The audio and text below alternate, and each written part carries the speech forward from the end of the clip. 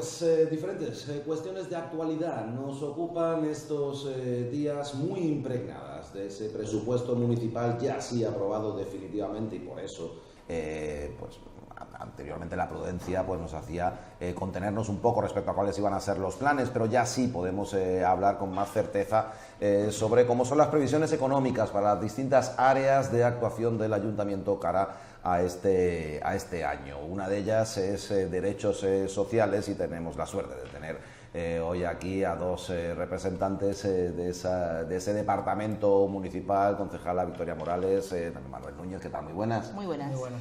Y en ese ámbito, en el derechos sociales, quisiera irme a lo más inmediato en el tiempo, porque estuvimos aquí sentados hablando de lo que esperábamos todos que fuera esa feria social que iba a tener lugar. Hablamos de la gran cita de proyección y promoción de las acciones de los distintos colectivos que actúan, colectivos sociales que actúan en el municipio.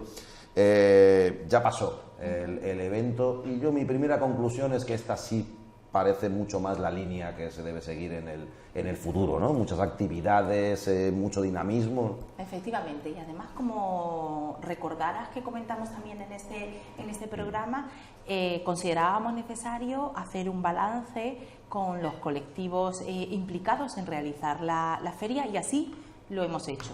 En el Consejo Sectorial de Servicios Sociales, que tuvo lugar el día esta misma semana, considerábamos que era momento de hacer balance con todos los colectivos y los agentes de cuál era el resultado de esa feria y si hemos cumplido con el objetivo que los propios colectivos y la Delegación de Derechos Sociales nos marcamos, que hubiera muchísimas actividades y que fuera impregnando al ámbito educativo de esa necesidad de crear conciencia social, de que los más jóvenes conozcan los colectivos, las distintas asociaciones, e incluso informarles de en qué consiste el voluntariado, para que esas asociaciones también consiguieran y consigan en voluntariado joven. La verdad es que ha sido un balance positivo el que han evacuado y el que hemos evacuado en este propio Consejo Sectorial, donde como órgano de participación y de debate y de crear proyectos colectivos debe emanar. Con lo cual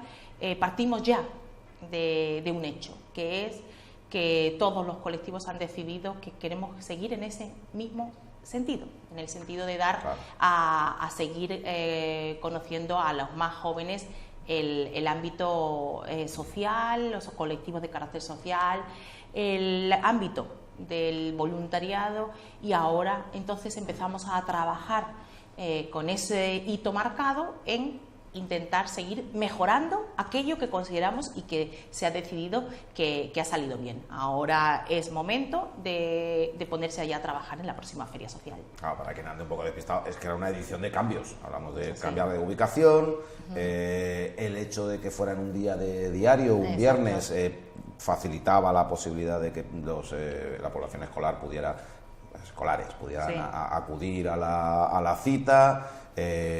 Supongo que hubo algún mensaje o se conjuraron los colectivos para que sus stands fueran más interactivos, hubiera más dinamismo a lo largo del evento. Creo que el cambio de ubicación ya lo he dicho. Fecha también, bueno, ya mayo, todavía ni mucho calor, ni digamos la meteorología ideal. Y un poco esa era la línea, ¿no? Esas son supongo las conclusiones que se han sacado. Sí, sobre todo el tema del ámbito educativo, del hacerlo en un día laborable, que suponía un esfuerzo para muchas asociaciones poder atenderlos están con voluntarios en un día laborable. También qué actividades consideraban que eran necesarias hacer en cada uno de los stands, y también actividades conjuntas para que despertar el interés de los más jóvenes, porque era ese objetivo. Sí que es verdad que era un reto para todos y para todas, pero ese reto está conseguido. Hacer actividades, por ejemplo, como hizo Cádiz o como hizo la ONCE, con circuitos para que aquellas personas que quisieran ponerse en la piel del otro, en las dificultades diarias que afrontan personas como son las personas ciegas o las personas que tienen que ver en silla de ruedas de forma provisional o de forma definitiva, o los colectivos con adicciones, con ese simulacro de ver los efectos de las drogas y del alcohol pueden tener simplemente pues algo tan cotidiano como es encestar un balón de baloncesto, ¿no? ¿Qué efectos de percepción, de pérdida de percepción sensorial puede tener esos efectos? Pues todas esas actividades vinculadas al ámbito educativo eran un reto para ellos, un reto para nosotros. El que fuera un día laboral también era un reto y los hemos superado con creces, pero hay que seguir creciendo. Creo que al final esa ilusión ha quedado impregnada. Los colectivos, incluso los propios profesores de los centros educativos, nos han felicitado por intentar despertar el interés en el entorno educativo. Pues nos queda un año para seguir trabajando y que se siga mejorando en algo que siempre, pues los cambios generan un poquito de duda y de incertidumbre, y ahora, bueno, pues una vez solventada y superado ese reto, a seguir mejorándolo. Es sin duda edificante y saludable que el voluntariado forme parte del ciclo formativo de los escolares, ¿no? Sí. Como que solo fuera una vez al año, ¿no? Que ojalá sean muchas más. Venga, vamos a entrar en temas un poquito más farragosos. Tema presupuestario. Desde siempre en este equipo de gobierno, bueno, desde el comienzo de la legislatura se han establecido como pilares básicos, de una parte la mayor o el crecimiento en la inversión en el tema turístico, en la promoción turística, y también otro campo fuerte era el de las políticas sociales y de empleo. Digamos que eran tres pilares importantes, pero las políticas sociales, para esa expresión que se ha acuñado ya como símbolo un poco de lo que estamos hablando, ¿no? De aquellos que peor lo están pasando, por no entrar en disquisiciones, porque unos será por unos motivos, otros por otro, pero el caso es que hay que prestar asistencia a todos ellos. Entiendo que sigue esa dinámica con este presupuesto de 2017. Aquí ya habíamos anunciado ya me habían comentado la intención de ir reforzando aún más algunos de esos programas de ayudas y de actuaciones que habían caracterizado a la delegación durante el año anterior. ¿Dónde están los hechos más significativos en este presupuesto? Bueno, el presupuesto, hay que decir que es un presupuesto que si hablamos de la cuantía, nos fijamos exclusivamente en la cuantía, un presupuesto continuista respecto al año anterior, puesto que ya había habido un incremento bastante importante en el de 2016, con una inclusión de una partida de 1 millón de euros para ayuda de emergencia social. Si bien este año lo que hemos ido es modificando un poco el interior de ese presupuesto. La cuantía total es muy parecida, supera los 7 millones de euros, 7,2 millones de euros. Y lo que hemos hecho este año ha sido, bueno, como ya tú dices, que hemos ido comentando, volver a flexibilizar los requisitos de acceso para las ayudas económicas. Se vuelve a actualizar el tope económico, y como se ha actualizado el salario mínimo interprofesional, pues nosotros lo hemos adaptado al presupuesto, y principalmente en las ayudas económicas lo que se ha incluido es una ayuda, se ha subido lo que es la ayuda al alquiler, la ayuda destinada a pago de alquiler, que va a tener un máximo de 600 euros al año. Después las partidas principales pues siguen, como decía, siendo continuistas. En emergencia social son 846.150 euros, las ayudas económicas familiares se mantienen en 150.000 euros, el plan de atención inmediata para ese pago de menús y alojamientos de urgencia sigue en 150.000 euros, y el ayuntamiento este año vuelve a hacer una aportación al programa de subvención de mínimos vitales de 30.000 euros, cosa que no se hacía hasta el año anterior, y este año volvemos a repetir esa aportación municipal al programa que viene de la Junta de Andalucía y que se complementará. Después también ha habido otros cambios en el ámbito de las asociaciones. También cambiamos en lo que era el modelo un poco de concesión de las subvenciones. Mientras el equipo de gobierno anterior optaba en mayor medida por esos convenios nominativos, esas subvenciones directas a determinadas asociaciones, nosotros tenemos el modelo de convocatoria abierta y en régimen de igualdad, donde se valoran pues, los proyectos que presentan las asociaciones cada año, y se valoran técnicamente, y en base a esa valoración pues se ofrece o se divide, se reparte la cuantía. Me voy a detener ahí un punto, si me permites, porque creo que se ha dicho aquí con alguna frecuencia, pero a mí personalmente me gusta hacer hincapié en ello, porque es uno de los cambios más significativos, sobre todo porque va más allá de las cifras, ¿no?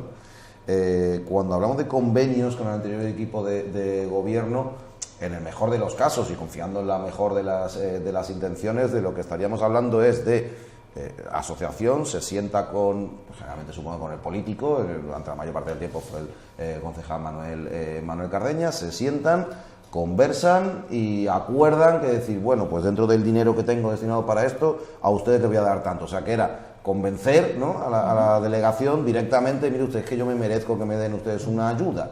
Claro, es que eso es tan vago, ¿no? Eso es tan... Y da lugar a tanta suspicacia, confiando en la mejor intención de todas las partes. Claro. Pero ¿no? La petición de los colectivos es totalmente legítima, pero esa era la forma de actuar. Sí. Y de esa forma, sabiendo los colectivos que era la forma de conseguir mayor cuantía económica para el desarrollo de sus actividades, era la forma de actuar que tenían y que venían teniendo. No solamente aquellos que ya tenían el convenio nominativo años anteriores, sino los que lo querían conseguir o bajo promesas electorales se les había facilitado la posibilidad o se les había abierto la puerta a tener un convenio nominativo, lo que significaba mayor aportación económica per se. Pero eso da lugar a tú sí, tú no, tú sí, tú no, y da lugar a muchas promesas, ¿no? En muchos casos, aunque no se hiciera ni una cosa ni la otra, pero como mínimo se abre la posibilidad. Pero da lugar a las políticas clientelares, claro, que se hacían y se utilizaban precisamente con algo que creemos que debe de estar normalizado y que todo el mundo tiene que entrar en igualdad de condiciones, que es las asociaciones de carácter social. Jugar políticamente en ese sentido era algo que nosotros desde que entramos teníamos muy claro que tenía que desaparecer, que realmente no era un interés político el que debía guiar qué cuantía tenían cada una de las asociaciones, sino un interés social y una valoración técnica y unos proyectos a desarrollar que tengan influencia en la ciudadanía y que sean servicio público y útiles. Y por eso, enseguida que entramos, decidimos que eso había que cambiarlo. Y cambiándolo, además, el resultado que ya fue y ya se vio el año pasado es que en igualdad de condiciones todos salimos ganando, porque existe un reparto más justo y la gran mayoría de las asociaciones, con este reparto más equitativo, han tenido y han obtenido mayor cuantía para desarrollar proyectos. También había más dinero. Efectivamente. También, por supuesto, aumentamos la cuantía de los... Y este año volvemos a aumentarla. Consideramos que son necesarios los colectivos de carácter social porque hacen una gran labor. Y por eso apostamos por aumentar la cuantía. El año pasado ya la aumentamos a 200.000, este año volvemos a apostar por ello y efectivamente sí existe un cambio significativo en el presupuesto y pasa a 250.000 euros. También van a poder optar a mayor cuantía. Si el año pasado ya la aumentamos hasta 15.000 como tope máximo, que cada asociación puede solicitar, este año nos vamos a un tope máximo de 20.000, con lo cual también van a poder los propios colectivos optar a mayor cuantía y desarrollar proyectos muchísimo más ambiciosos. Cuando en otras localidades sabemos que existe y siguen mermándose las aportaciones a los colectivos de carácter social, nosotros consideramos que son una pata fundamental que ayuda al ayuntamiento a la prestación de un servicio público que en muchas ocasiones no es capaz de llegarlo desde lo local o compete a otras instituciones que tampoco lo hacen. Creemos que es una forma mucho más transparente, mucho más igualitaria de hacerla. Incluso los propios colectivos de carácter social yo creo que se sienten incluso mejor valorados, que viendo que su aportación o la subvención que le corresponde ese año pues corresponde a una valoración técnica, a una puntuación donde se ha valorado el proyecto que ellos han presentado y la magnífica labor que realizan, más allá de tener cierta favoritismo o estas circunstancias como comentaba Victoria. Además es uno de los puntos que estaba en el acuerdo de gobierno, de este nuevo gobierno que se negoció en 2015 y nosotros vamos a seguir por esta línea cumpliéndolo. Es cierto que hay excepciones como ya hubo el año pasado, que es Aspandem, que por la cuantía que viene recibiendo año tras año pues mantiene su convenio, y este año le entra la nueva excepción, que es Cruz Roja, por una circunstancia que es la apertura de ese centro de atención inmediata para personas sin hogar, que después de muchas vueltas legales que le estuvimos dando, viendo si podía ser una concesión directa, viendo si sacarlo a concurso, hemos visto que lo mejor es que la asociación sin ánimo de lucro de carácter social que viene trabajando con las personas sin hogar en el municipio, que es Cruz Roja, con el programa Interperie, pues dé un paso más y desarrolle y amplíe esa atención que se da a las personas. ¿Cómo se va a gestionar al final ese asunto? Porque Marbella ha pasado por muchas fases en ese sentido. El sin hogar y sin comida ha sido un tema muy hablado y muy debatido en este municipio, y que ha sido objeto de cambios como este que me estaba citando. ¿Cómo se va a gestionar eso? Ese grupo de personas que todos podemos tener en mente, que no tienen techo o aun teniendo un techo luego no tienen tampoco para comer. Pues el programa va a consistir... Digamos, hay los casos extremos, ¿no? Sí. El programa va a consistir en un centro que va a abrir los 365 días del año, de 9 de la mañana a 9 de la noche, y lo que se va a intentar es trabajar con estas personas, más allá de cubrirles circunstancialmente la alimentación que se va a hacer, o cubrirle el techo, que también, según se vaya trabajando con esta persona, se va a realizar también. Lo que se procura es motivar o intentar buscar en esas personas cambios estructurales, cambios de comportamiento, porque lo que sí se ha observado que este tipo de personas que están sin hogar, que viven en la calle, han sufrido una desconexión tanto familiar, social, económica. Se mezclan también muchos factores, muchas enfermedades o patologías mentales, y creemos que para trabajar estructuralmente y para provocar cambios permanentes en esas personas, lo mejor es un centro de este tipo, donde va a haber psicólogos, va a haber educadores, va a haber monitores, y donde se va a buscar cambios y va a intentar que se produzcan cambios en la persona para volver a anclarlo o volver a traerlo, que se vuelvan a anclar a la sociedad, a un modelo de vida más convencional. Ahí entiendo que hay dos perfiles de personas diferentes. Quien atraviesa un bache económico descomunal, tiene familia, y es que directamente, pues por el motivo que sea, por desarraigo, por cualquier razón, no tiene quien le ayude, y es que tiene que dormir con su familia en la calle, pero a lo mejor hace X meses estaba trabajando en la obra poniendo cemento, y esa persona llega y dice: tengo estos problemas. Y aquella persona con problemas mentales, adicciones, lo que muchos vemos que es que sencillamente viven en la calle. Quiero ser cuidadoso con las expresiones que utilizo, pero por elección propia, condicionada por esos problemas, ¿no? que tiene, ¿no? Sí, existen esos dos perfiles, sí. Que es que directamente, aunque uno quiera, decir, va a utilizar en un momento determinado, aunque se le diera techo y cama por la noche, la utilizaría, pero al día siguiente seguiría exactamente igual. Existen esos dos modelos que tú dices. El modelo de la familia que por circunstancias excepcionales se ha quedado en una situación de vulnerabilidad total en un momento puntual, se está cubriendo y se lleva cubriendo de la delegación con esos 150.000 euros de atención inmediata que el año pasado se utilizaron. Pues es otro programa, es otro tipo de ayuda la que se le da, ¿Por qué? ¿no? Porque al final son esa familia que de hoy a mañana se ve en la calle, que no es algo ajeno a Marbella. Es decir, ese caso lo tuvimos la misma semana pasada. Una familia que del día a la mañana no tiene dónde ir. Esos casos se contemplan e inmediatamente nosotros les facilitamos un hostal para pernoctar esos días, mientras que tramitamos una ayuda de emergencia para que puedan alquilar, etcétera. Y les facilitamos la comida. Esa es una realidad que ya se está haciendo, que pasa y que es real. Con eso cubrimos con el programa de atención inmediata, mientras que se le dan las ayudas económicas para que salgan de ese hoyo o esa situación excepcional momentáneo. Y luego esos personas sin hogar, que efectivamente son muy difíciles de sacar de esa circunstancia, pero hay que trabajar con ellos para intentar sacarles de esas circunstancias. Esas personas en esa situación tan extrema en la que viven, realmente el que les des una noche de pernoctación o no les des una noche de pernoctación no les importa absolutamente nada. Son situaciones paliativas que en muchas ocasiones se le ofrece y se lo cubrimos. Le cubrimos también la garantía alimentaria, si quieren.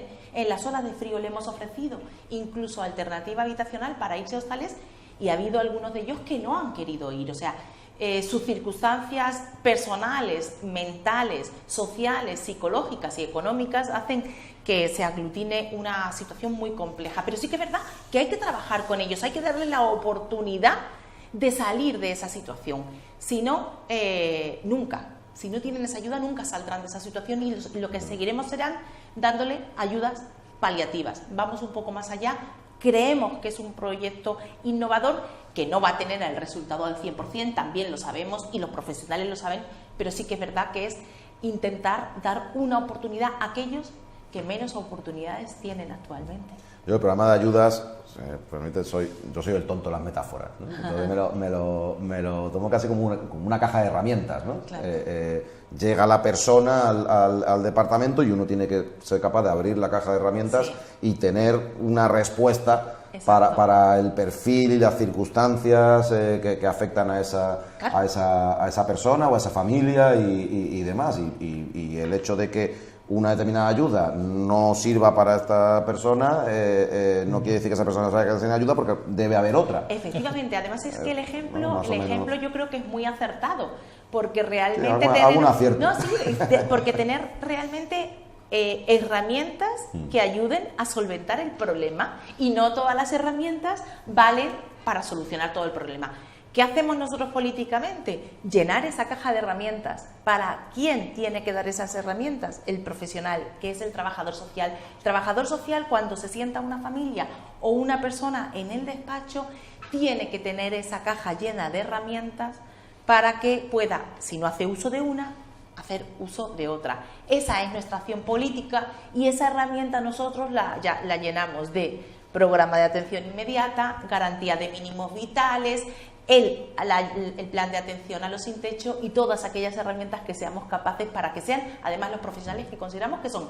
Porque aquí parece que todo el mundo entiende y tiene buena voluntad para atender a las personas que peor lo están pasando. Pero realmente hay que saber atenderlas y hay que utilizar la herramienta adecuada, como tú has dicho. Estoy viendo venir, también la va a usar en alguna, el símil lo va a usar en alguna cotarrola de prensa, ¿no? Sí, me lo voy a anotar. No.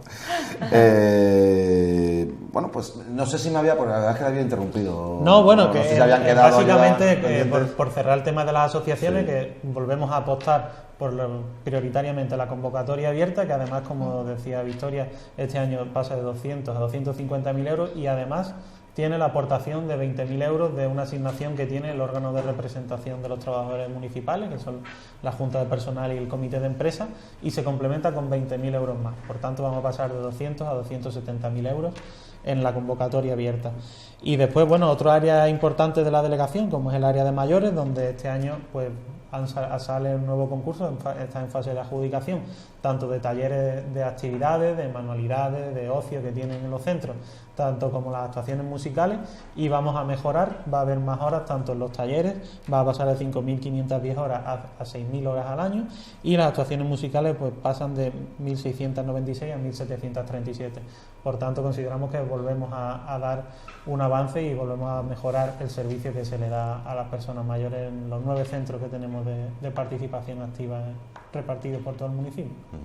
En el ámbito presupuestario, por ir terminando, pero esto me parece interesante, porque claro, conocemos el concepto de presupuestos participativos, pero hasta ahora solo han existido una vez. En este año 2017 es cuando se van a ejecutar obras decididas a lo largo de 2016. Y digo obras, y quisiera no tener que decirlo, porque desde el primer momento todos hemos entendido, habíamos considerado que esto era pues para decidir, pues quiero una plaza aquí, quiero un parque allá, quiero una mejora del acerado en esta zona, y que los vecinos decidieran el destino de 2 millones de euros y casi siempre asociado al tema de obras. Pero no tiene por qué, porque un ayuntamiento hace obras, pero también da servicios, también modifica reglamentos y métodos de actuación. Y en ese sentido, ¿cuál va a ser el papel de derechos sociales? Porque si no tengo mal entendido, también hay que entender que bajo el paraguas de Izquierda Unida están ambas delegaciones, la de Participación Ciudadana y Derechos Sociales, facilita el entendimiento, que duda cabe, y parece que la idea pudiera ser, no sé si una lectura acertada, expandir mucho más la idea de estos presupuestos participativos para que vayan más allá de las obras, o incluso obras relacionadas también con los derechos sociales. Sí. Y el primer año también es verdad que el empezar a trabajar en un ayuntamiento y en una ciudad con 140.000 habitantes, con unos presupuestos participativos, bueno, pues se ha empezado solamente con obras y ahora pretendemos que crezcan y que también existan inversiones y que lleguen, como tú bien has dicho, a más colectivos y que los colectivos se impliquen en la toma de decisiones de las distintas áreas. Por eso, efectivamente, un primer año fue dedicado los 2 millones de euros a obras. Este año hablamos de 2 millones de euros, pero no solamente dedicados a obras, sino también a inversiones, con lo cual entra otro tipo de proyectos que pueden ser aprobados y pueden ser incluidos en los propios presupuestos, como puede ser dotar de material a algún área que la gente considere que necesite. Por ejemplo, pues que el área deportiva o el área de deportes, pues considere la gente que tiene poco material para desarrollar labores deportivas, por ejemplo, de baloncesto, y lo que pidan es que se adquieran materiales de baloncesto pues para desarrollarlo. Eso que se considera una inversión, el año pasado no podía ser, ahora ampliamos. En ese sentido, ampliamos con los presupuestos participativos en qué se pueden gastar esos 2 millones, pero también cómo gastárselos hay que enseñar a la gente y tenemos que implicar a más colectivos, y ahí es donde entra la implicación de la Delegación de Derechos Sociales. Implicar a más colectivos es también darles herramientas y que aprendan y que sepan y que conozcan lo que son los presupuestos participativos, cómo pueden hacer una propuesta y luego cómo se va a votar esa propuesta. Eso lo vamos a hacer en los centros de personas activas, a los que les vamos a dar talleres de formación sobre qué son los presupuestos participativos, cómo pueden hacer ellos una propuesta, en qué cosas pueden pedir y luego la votación. Y también a la juventud. Hablamos del Consejo de Infancia y Adolescencia, que ya está creado en el término municipal, que también puedan tener esas herramientas, porque los jóvenes tienen muchas cosas por decidir. En este próximo pleno juvenil, que será a mediados de junio, ellos llevan una propuesta muy trabajada, que es la creación de un centro social juvenil. Pues, por ejemplo, eso, que es una inversión, podría ir en los próximos presupuestos, pero también tienen que aprender. De ahí que la Delegación de Derechos Sociales tiene mucho que decir al respecto. Es que si no se explica bien, yo siempre he pensado que esto llevará tiempo, es bonito la idea, pero llevará tiempo porque, entre otras cosas, si no se explica bien, mucha gente puede pensar que esto es escribir la carta de los Reyes Magos, ¿no? Y ahora el club de baloncesto pide instalaciones de baloncesto y la Cruz Roja pide más cruces rojas, no lo sé, por no decir nada concreto, ¿no? Decir una tontería, pero que para que me entiendan, que no es pedir las cosas para uno mismo, que estamos hablando de buscar el bien común y plantear proyectos que sirvan para todos. Que tenemos que terminar. La verdad es que hemos abierto aquí un campo interesante, pero tenemos que terminar. Lo continuemos hablando otro día. Venga, pues otro día seguimos ampliando algunas de las cuestiones que se nos han quedado ahí en el tintero. Manolo, Victoria, muchísimas gracias. Muchas gracias a vosotros. Gracias. Y gracias a ustedes, cuídense.